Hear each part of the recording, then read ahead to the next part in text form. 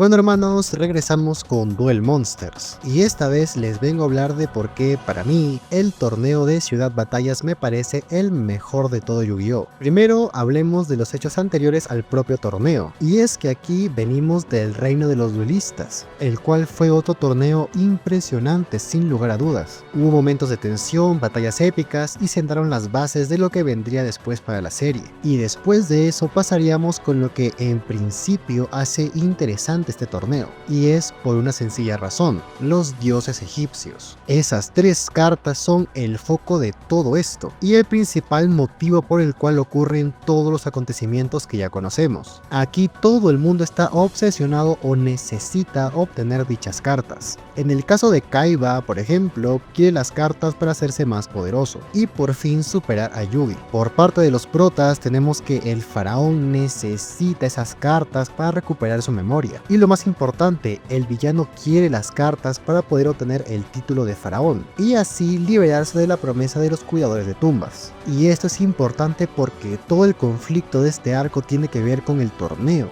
ya que por ejemplo si a Marik no le interesara el torneo, nada de esto tendría sentido. Y ese es un error que por ejemplo cometió el torneo GX, y es que Sartorius ahí no estaba interesado en lo más mínimo en el torneo, porque no le interesaba obtener algo de ahí. Lo único que le interesaba era ganarle al príncipe para obtener su satélite, y eso casi que lo hizo nada más empezar el torneo, así que por eso después ya no le importaba lo que ocurriera con él. En este caso es diferente, aquí Marik está interesado en el torneo, porque primero es una oportunidad excelente para tratar de deshacerse del faraón, y segundo porque también quiere obtener las demás cartas de Dios. Tiene que recuperar la carta de Slifer que perdió, y la carta de Obelisco que su hermana le dio a Kaiba, y para eso debe vencerlos en un duelo, todo gracias a que Kaiba instauró la interesante regla de la apuesta, o también llamada Ante-Rule. Y aquí ya quiero pasar a hablar un poco más de la estructura como tal del torneo, la cual me parece maravillosa, empezando por la ya mencionada regla de la apuesta.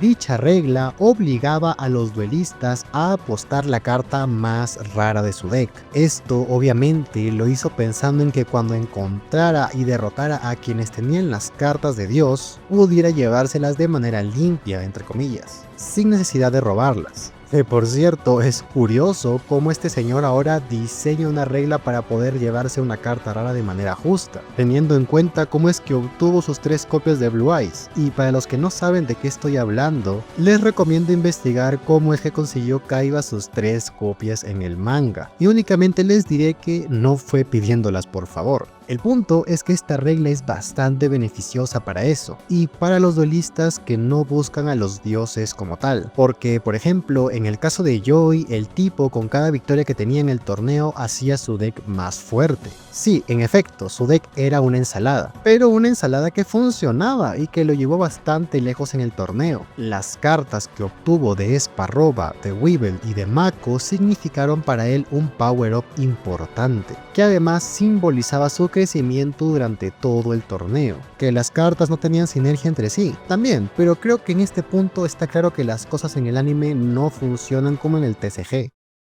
Y ahora que hablamos del TCG, otro aspecto por el cual ese torneo fue tan relevante es porque estableció las reglas importantes del juego, algunas de las cuales se siguen usando hoy en día. O sea, para que nos entendamos, tú en Ciudad Batallas aprendías a jugar Yu-Gi-Oh! Porque veníamos del reino de los duelistas, en donde todo era un desmadre, no había reglas claras y cada quien hacía lo que quería. A lo mejor en este punto ya lo saben, pero no es que el faraón fuera un tramposo, es que simplemente las reglas eran un chiste. Por eso vino Ciudad Batallas a poner orden al asunto, tanto en la ficción como en la vida real. Y es que al ver que a la gente le gustaba el juego de cartas y toda la serie se estaba basando en ellos, me imagino que los señores con traje vinieron con Kazuki y le dijeron: pibe, tienes que ponerle reglas claras a tu juego, cosa que por otro lado creo yo que no le agradó mucho al señor, pero bueno, eso es algo que ya hablaremos en otro video. El asunto es que Ciudad Batallas vino a poner orden fin a todo este desastre de reglas. Básicamente dividió el cielo y el mar y escribieron los 10 mandamientos del Yu-Gi-Oh, las cuales se llamaron en el manga las Super Expert Rules. Y para que se den una idea de lo restrictivas que eran, por ejemplo, solo se podía activar una mágica de la mano por turno, solo se podía colocar una mágica por turno, e igualmente solo se podía colocar una trampa por turno. Una regla que ciertamente no le vendría mal aplicarse en el TCG actual, pero entiendo por qué no la trajeron a la vida real. Y es que es súper complicado llevar la cuenta de las cartas que se colocan por turno, además de que eso implicaría que el adversario tiene que estar declarando si la carta que coloca es trampa o es mágica, y pues eso le quita la gracia de que sea secreta. Pasando a otro punto, el método para clasificar a las finales también era bastante funcional, y es que cada duelista tenía una carta localizadora, y necesitaban juntar 6 para poder descubrir dónde se llevaría a cabo la final. Los primeros 8 en juntar las 6 serían los finalistas. Este sistema de clasificación incentiva a la gente a buscar activamente las cartas localizadoras.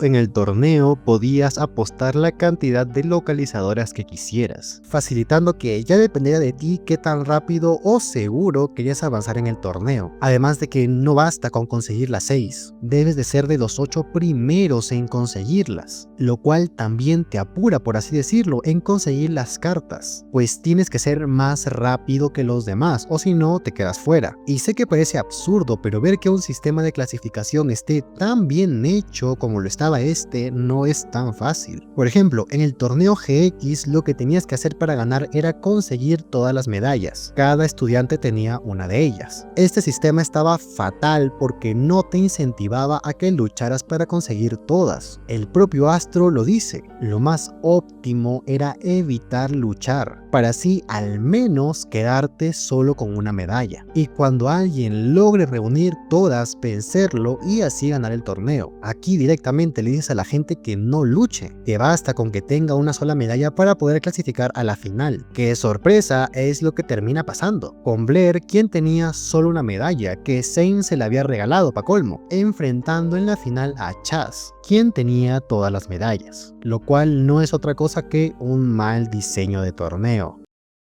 Ciudad Batallas además presentó uno de los objetos más icónicos de la franquicia y de la cultura pop en general, me atrevería a decir, y ese es el disco de duelos. En el reino de los duelistas ya habíamos visto un prototipo de este, pero aquí Kaiba lo terminó de pulir, y es que este objeto es bastante característico. Incluso gente que no ha visto Yu-Gi-Oh en su vida sabe que esta cosa de aquí es un disco de duelos de Yu-Gi-Oh. Esto aportaba a darnos batallas más dinámicas, pues en el manga todos los combates eran en una mesa sentados, y aquí ya pasábamos a batallas de pie y con monstruos holográficos. Además, el propio torneo sirvió como un evento publicitario para el nuevo producto de Kaiba Corp, pues todo el mundo querría unirse a esta nueva forma de tener duelos. Y para publicitarlo, qué mejor que un mega evento en donde a los participantes se les daba gratis uno de estos discos, y pues el resto de gente que lo compre. Un grande Kaiba, definitivamente es un genio del Yugi marketing. Ahora, otro aspecto interesante es lo que significaba este torneo a nivel de desarrollo de personaje, porque por ejemplo, en el reino de los duelistas todos los personajes luchaban por alguien más, pero aquí todos luchan por sí mismos.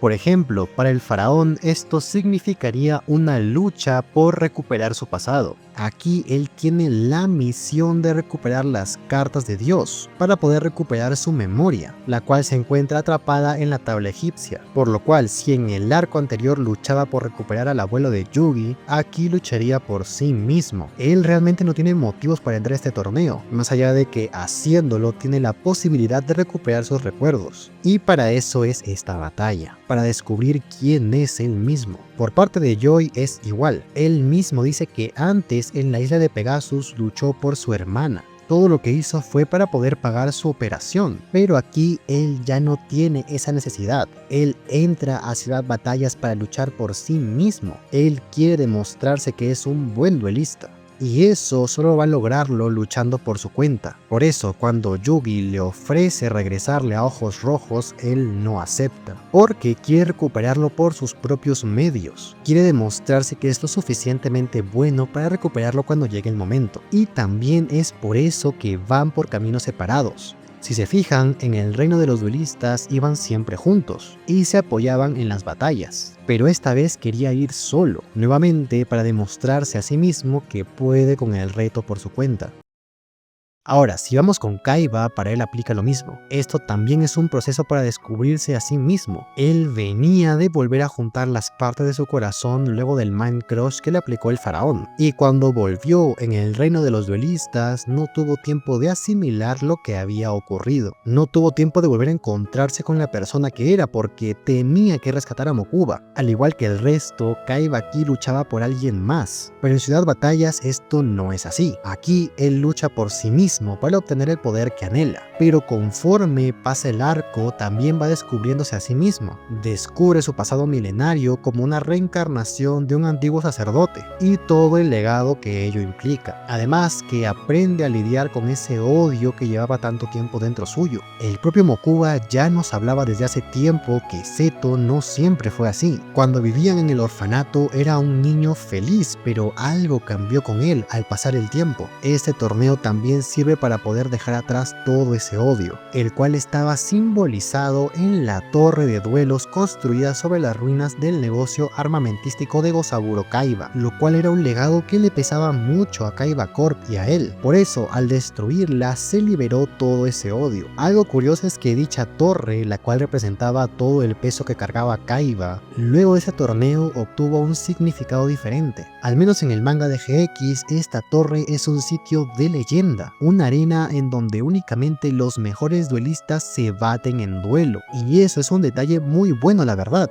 de cómo algo que representaba dolor y odio pasó a representar inspiración y motivación en jóvenes duelistas. Y por último tenemos a Marik. Este torneo también es trascendental para él, pues aquí también debe de descubrirse a sí mismo. Al igual que el resto, él pelea aquí por sus propios motivos, para liberarse de la promesa de los cuidadores de tumbas y para poder vengarse del faraón por el cual estaban ligados a ese destino. Pero una vez que su alter ego malvado toma el control, esto se convierte en una lucha por recuperar su cuerpo y recuperarse a sí mismo. Él aquí tiene que metafórica y literalmente vencer a su odio, el cual se había manifestado en forma de su otro yo, lo cual logra hacer gracias a la ayuda de su familia, Odion e Ishizu, siendo esta la metáfora perfecta de cómo vencer el odio con ayuda de tus seres amados. Por esto es que el torneo de Ciudad Batallas me parece el mejor de todo Yu-Gi-Oh!